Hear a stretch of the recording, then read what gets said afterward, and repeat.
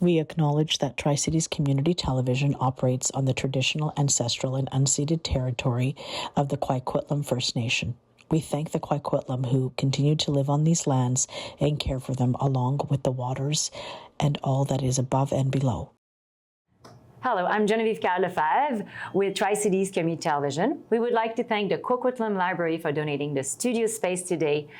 And welcome to the federal election candidate series with Tri-Cities Community Television. Today we're interviewing Tara Shushtarian, candidate for the Green Party in the riding of New Westminster, Burnaby, and Maillardville. Welcome, Tara. Thank you very much for having me. I said Tara because you told me to call you Tara. Absolutely. Let's go for it. So why should people vote for you? I think what people don't realize is that, since coming to Canada, I've been involved in community, and this is what I tell people. I am of community, I live in community, and I work for community. And I've been involved in, climate and social justice programs ever since I've been here. I did a short stint with BC Palliative Care, and that was also, to do with definitely health concerns, but health concerns within the South Asian community. So, racial justice activism over there also. And it's just that I've been also this is my 6th year running on the Environment Committee of Burnaby Council, and I'm on the board of Fair Vote Canada as well as the West Coast Climate Action Network. So you can see, they're just different aspects of activism and community service that I've been involved in. What does civic leadership mean to you, and how does that plays out in your role as an MP representing the Tri-Cities Maillardville area? Okay, civic leadership. Now, I think before I gave you a whole list of things that I've been involved in, I think civic leadership means not just sitting at the table where you have the decision-making power, but being able to communicate and listen to your constituents. See what is it that they want, and then bringing that to the table in terms of policy, and then taking it at the federal level and seeing how the 3 bodies of government can work together. That's the municipal, provincial, and federal, to bring the best results for people. I feel that's civic engagement for me. Okay. How would you collaborate with municipal and provincial leaders in the Tri-Cities Maillardville area to meet community needs effectively?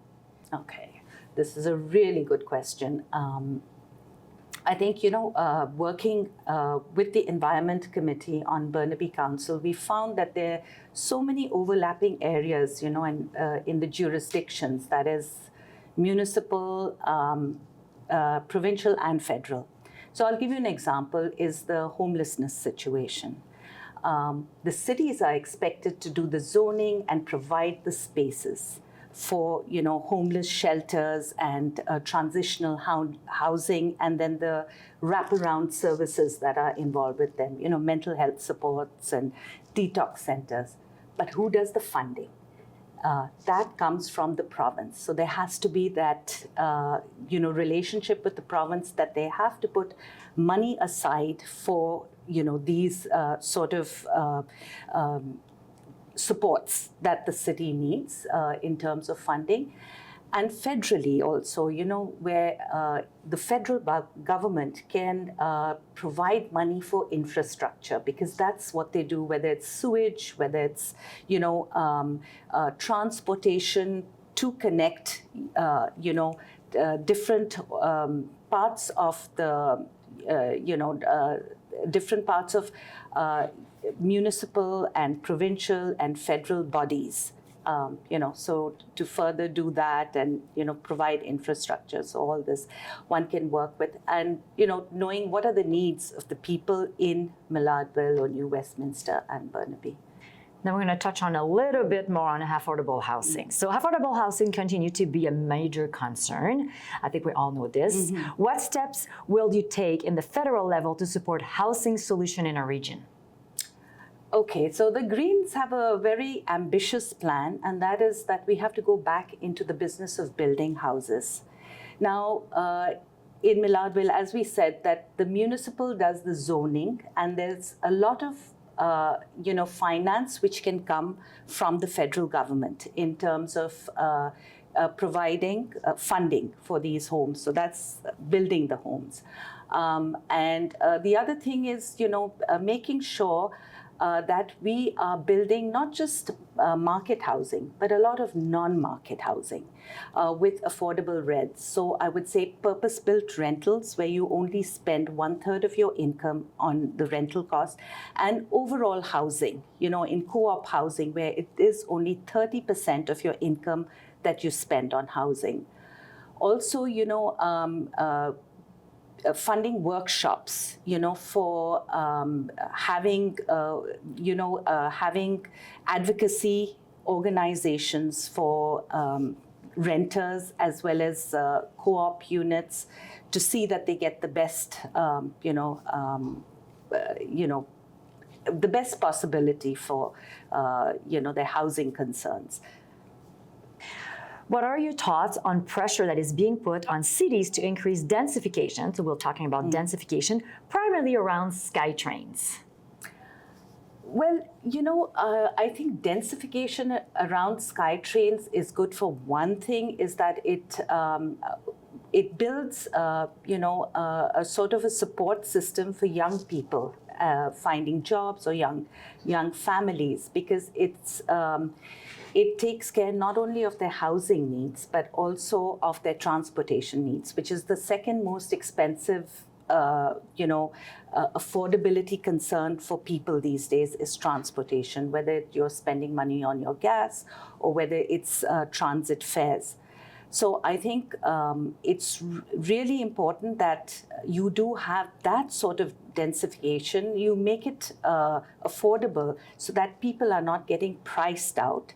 At the same time, you have to do gentle densification. So, see that, yes, if, encourage more 4-story or 6-story buildings.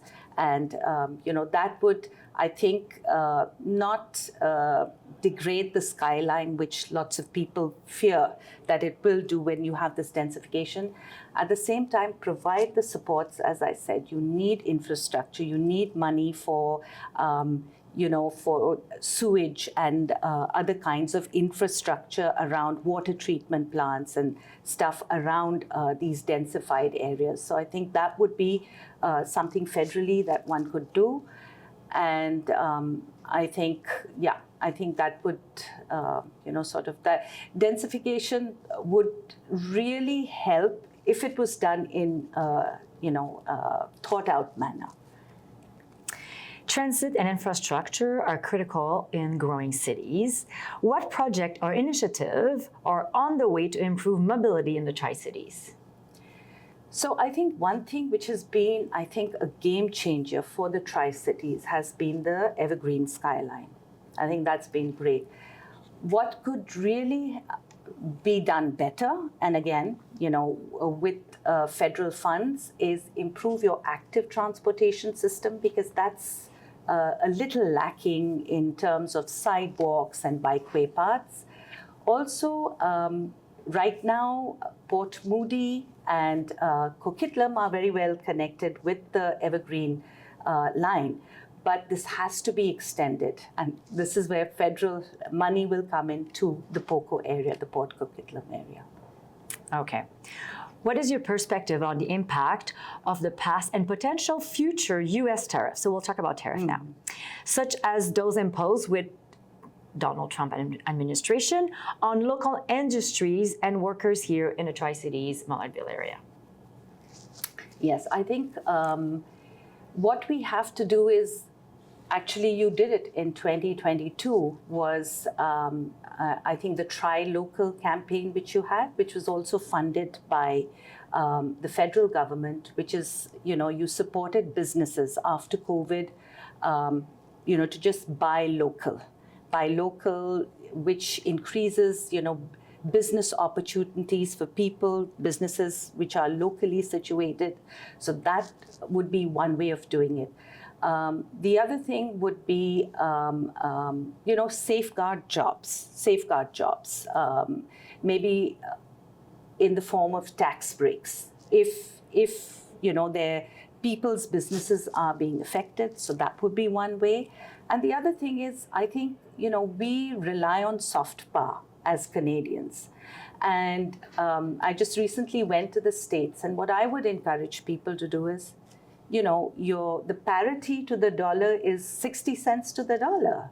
We are a very welcoming people. Come and spend your money here. You can have ecotourism, you have wonderful, holiday destinations out here, and exceptional restaurants and local businesses. So that's one thing I would do for us. How will you engage directly with residents in the Maillardville, Coquitlam area to ensure their voices are heard in Ottawa? Okay, definitely go, and what I believe in is having town halls or public meetings, not in that everyone in the public, but go to each community, whether it's the business community, whether it's, the residents, whether it's the school community like you have over here, and ask them what are their needs. If it's housing, if it's densification, I have to go back and listen to what are those needs. Right now, I'm kind of reading and conjuring, but just to go and meet with people and find out what are their needs. Yeah. Thank you. What federal resources or programs should Tri-Cities Maillardville resident be more aware and taking advantage of? Okay, so one thing I think they were really good about was the Tri-Local, because they did go back to the federal government, and that was a funding that happened. I think, again, for infrastructure, definitely go back to the government. Transportation, for example, that is something that the federal government can absolutely put money into. And yes, ask them to lower taxes. The other thing I wanted to say is, when the federal government puts money into infrastructure, let's say, civic infrastructure, like, sewage treatments, or, just water, plants and stuff like that, is when, the local taxes get lowered. Your civic taxes get lowered. So I think that is one thing that, residents can take advantage of, so that their property taxes don't escalate, and I think that's been a fear with over-densification and development. So I think, yeah. Let's talk about youth. Okay, youth and civic engagement are crucial for a healthy democracy. So how will you encourage young people in the Tri-Cities to get involved? Okay, I've been going to SFU, and I've already been to Douglas College in New Westminster, and I would love to see the same kind of engagement. I'm sure they will have another, I think they'll organize a sort of a meeting for candidates to meet with students. But what I was really encouraged by, it was not just coming and meeting with the candidates, of course, asking us, what can you do for us? But actually going on bulletin boards and writing, issues that are important to them, as regards housing, as regards tuition fees going up, and also living expenses and food security. But the one thing I do tell them is that what we believe in the Green Party is that, the OECD nations do not have post-secondary tuition fees. And that is something that we have to be looking towards. And if students hear that, they hear that their voice is being heard, for sure they'll feel engaged. Right now, they feel very frustrated because nobody's listening to their concerns. So yeah. Okay. Looking ahead, what is your vision for the Tri-Cities and the future of the Tri-Cities, and how will your work as an MP contribute to that? Okay, my vision for the Tri-Cities is absolutely great, because, in my work with, overlap, there's a lot of overlap between climate and social justice issues in and around Burnaby, New West, and the Tri-Cities. And what I see in the Tri-Cities, I know what a game changer, connecting the quadrants of Burnaby was through the SkyTrain.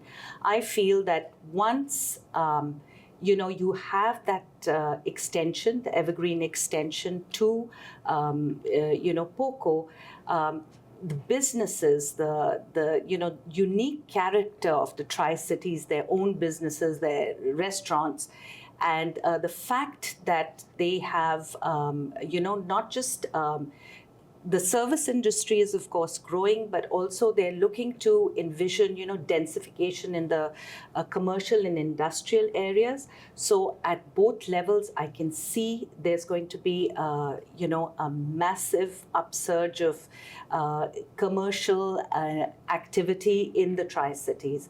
And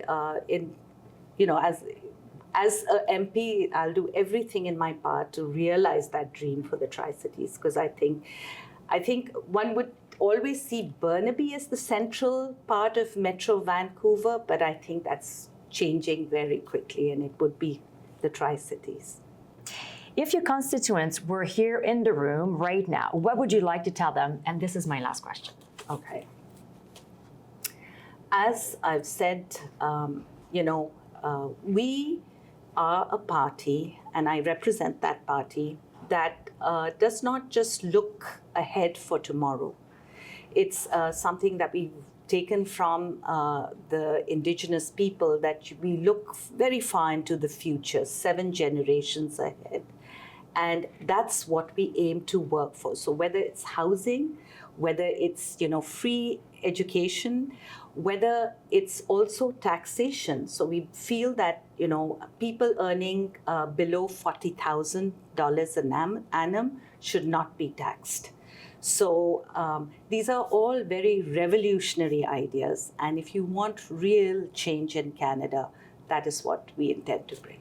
Thank you. Thank you so much, Tara, for joining us today. Thank you for coming and meeting with Tri-Cities Community Television, and for everyone out there that's going to be listening to this interview. Thank you so much. Keep up. It was a pleasure to interview Tara Shushtarian, candidate for the Green Party of the riding of New Westminster, Burnaby, and now Maillardville. Thank you so much from Tri-Cities Community Television and myself, Geneviève Kyle-Lefebvre. And don't forget to go vote on April 28th, because every vote matters. Thank you.